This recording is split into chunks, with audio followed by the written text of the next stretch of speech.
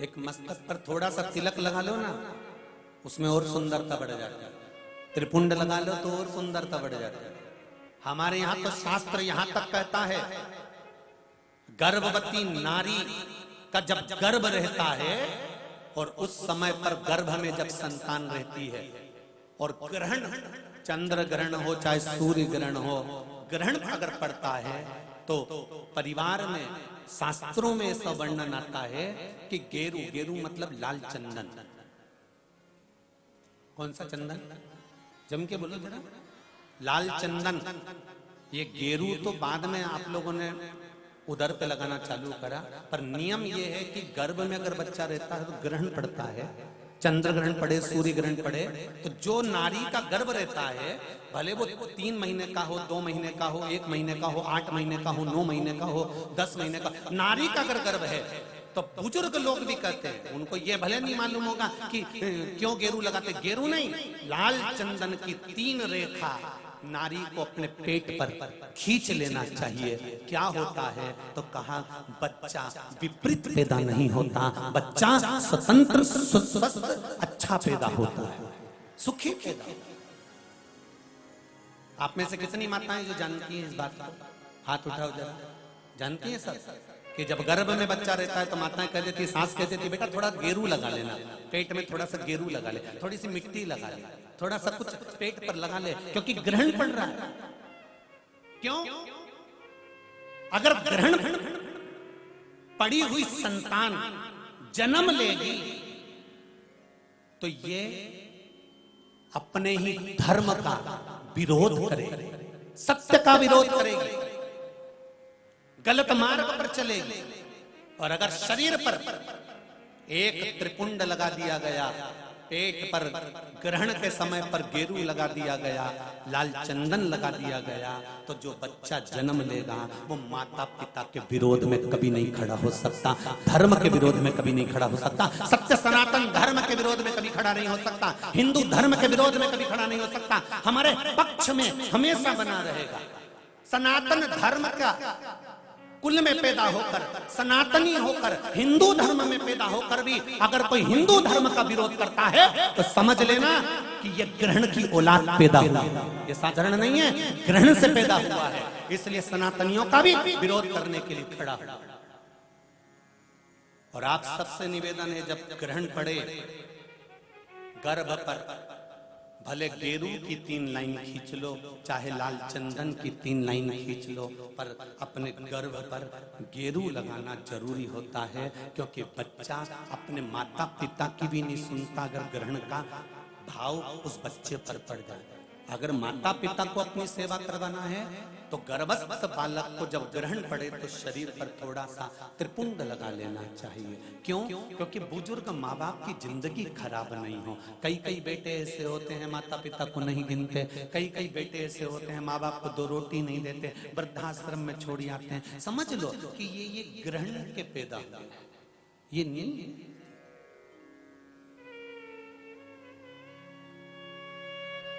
आप लोग जानते हैं ना माता, सत्यता में बोलो, जब ग्रहण का समय आता है तो आपने अपनी बहुओं को कहा कि नहीं कहा गेरू लगाने का? बोलो जरा, हाथ उठाओ, किस किस ने कहा ये बात? कहिए। आप लोगों को ध्यान में है, बुजुर्ग माता इस चीज को जानती हैं। रखिए, बुजुर्ग लोग इस बात को जानते हैं कि गर्भस्थ अगर बच्चा है और ग्रहण पड़ रहा हो तो त्रिपुंड लगा लेना चाहिए। एक प्रश्न खड़ा हुआ था, गुरुजी गर्भ में जब बच्चा रहता है तो गर्भवती नारी को, वो प्रश्न कल का था, समय हो गया था इसलिए हम बता नहीं पाए, गर्भवती नारी को शंकर भगवान का पूजन गर्भवती नारी को कब तक करना चाहिए? गर्भ में अगर बच्चा रहता है तो गर्भवती नारी को शिव जी के शिवलिंग की पूजन कब तक करना चाहिए? पहले तो यह बताओ कि किसने कहा कि गर्भस्थ नारी को भगवान का पूजन ही नहीं करना चाहिए?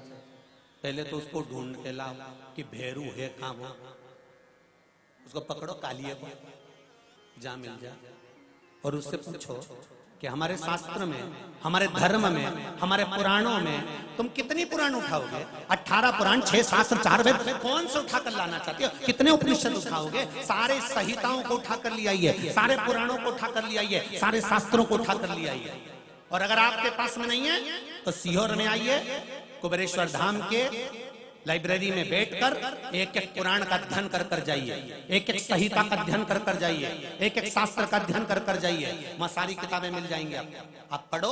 और कौन सी पुराण में लिखा है हमको भी छाट कर बताओ कि गर्भवती नारी को शंकर का भजन नहीं करना चाहिए, गर्भवती नारी को शिव जी को नहीं छूना चाहिए? कहां लिखा है?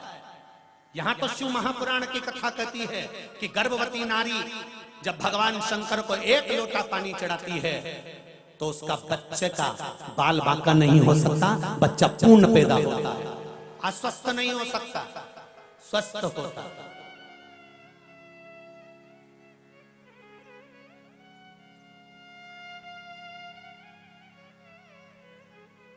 अरे भाई ये देखो शिव महापुराण, महेंद्र जी राजपूत, गाडरवाड़ा, जिला नरसिंहपुर से आए। हाथ उठाएंगे कहीं बैठे हो तो? आप ही दोनों हाथ हिला दो एक बार। हर हर महादेव। श्री महेंद्र जी राजपूत जी, बहुत बहुत धन्यवाद, आपने दिल की बात यहाँ लिखकर भेजी है अपने हृदय की। गुरु जी, मुझे शुगर की बीमारी थी, मेरी शुगर 350 रहती थी। मैंने आपके बताए अनुसार रविवार में सूर्य देव को जल चढ़ाना, अर्घ देना प्रारंभ करा है अभी कुछ ही दिनों से। उसके बाद में सोमवार को बेलपत्र के वृक्ष पर जल चढ़ाना चालू करा। मेरी शुगर 70 से 75 पर आकर रुक गई है गुरुदेव। 350 से मेरी शुगर ठीक हो गई। ये पत्थर है। अब ये अभी छत्तीसगढ़ की कथा में कहा गया उपाय है और आप लोगों ने करना प्रारंभ करा, देवाधिदेव महादेव ने सुनना प्रारंभ करा और आपको आराम मिलना प्रारंभ हो गया। इससे बढ़कर सुख और क्या चाहिए? एक पत्र और किसी ने भेजा, उसने ऊपर लिख दिया है, उसमें जिसने भेजा होगा उसने शिवलिंग बनाया है पर नाम नहीं लिखा है पत्र पर। उन्होंने लिखा दिया, मैं अपना नाम नहीं लिख रही हूं, मेरा नाम नहीं डाला है इस पत्र में, मुझे एक गठान हो गई थी, उस पत्र के अंतर्गत लिखा है। रुद्राक्ष का पानी मैंने पीना प्रारंभ करा और उस रुद्राक्ष के पानी से मेरी गठान गल चुकी है। अब मेरे शरीर में गांठ नहीं है, डॉक्टर ने कह दिया ऑपरेशन की जरूरत नहीं। ये पत्र, उसने नाम नहीं लिखा और पत्र में पीछे शंकर जी का शिवलिंग बनाया है उस जिसने पत्र लिखा।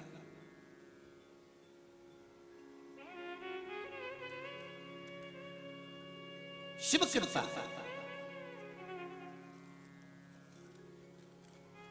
कौन कहता है कि गर्भवती नारी को भगवान शंकर की पूजन नहीं करना चाहिए? कौन कहता है शिव की आराधना नहीं करना चाहिए? दूर मत जाओ, सियोर वाले महाराज की मत सुनो, तुम अपने रायसेन की महारानी की सुनो, रत्नावली। क्या कहती है वो? जिस समय पर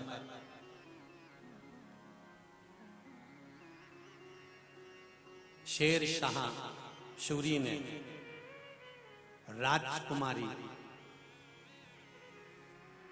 रानी रत्नावली को देखने के लिए सेना तैयार कर कर लेकर आया इस रायसेन के किले पर आक्रमण करने के लिए।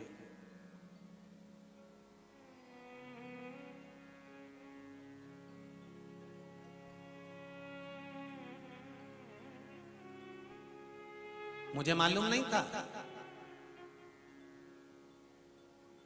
कि पूरनमल राजा की धर्मपत्नी रत्नावली का चरित्र इतिहासों में मिलेगा और शिव भक्त है वो। अगर मुझे मालूम होता तो रायसेन की इस पावन धरा पर मैं त्रिपुंड शिव महापुराण कथा नहीं करता, राजा पूरनमल और रत्नावली शिव महापुराण कथा कर कर जाता। मुझे मालूम नहीं था। जैसे इंदौर की धरा पर माहिल्या शिव महापुराण की कथा करी या पूरनमल रत्नावली की कथा कर कर जाता।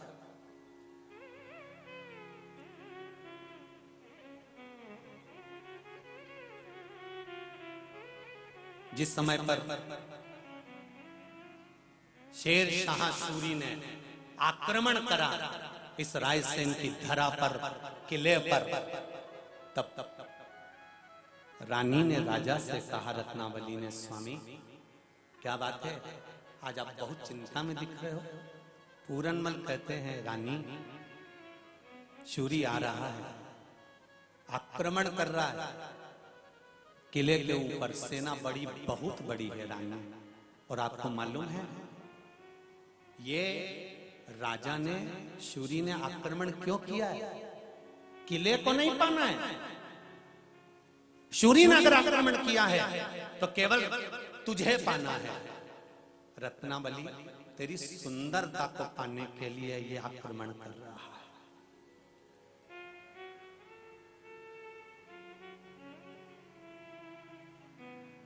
अरे रायसेन वालों, तुम्हें तो गौरव से सीना तान कर चलना चाहिए कि तुम्हारे नगर की राजमाता राजकुमारी रत्नावली रानी अपने पति के हाथ में कटार देती है और कटार में सिंदूर भर देती है। क्या भरा था? बोलो मेरी माँ। सिंदूर। कटार पर सिंदूर भरकर रत्नावली कहती है, मेरी मांग भर दीजिए। पूरणमल राजा कहता है, कटार से कोई मांग भरी जाती है राजकुमारी रानी रत्नावली? कटार से मांग भरी जाती है?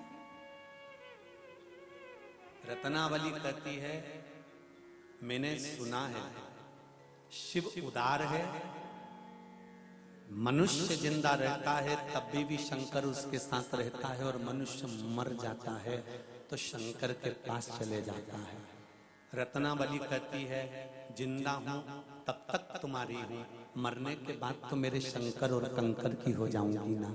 ये मांग आज इस कटार से, इस तलवार से मेरी सिंदूर मेरी मांग में भर दीजिए और मेरा कहना मान लीजिए।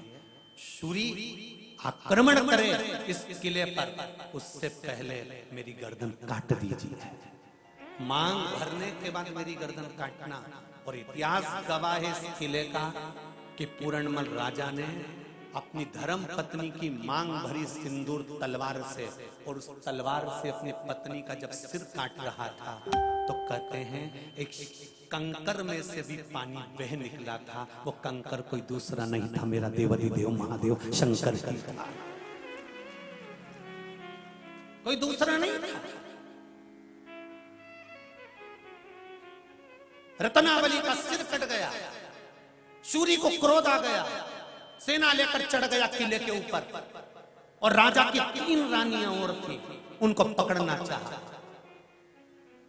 दुनिया के लोग मारवाड़ की पद्मावती को याद करते हैं कि वो शोहर कर गई थी, पर मालवा की 3-3 रानियां 600 रानियों के साथ में इसी किले के अंदर आग लगाकर अपने शरीर का बलिदान दे गई थी। ये वो किला है, साधारण है महाराज।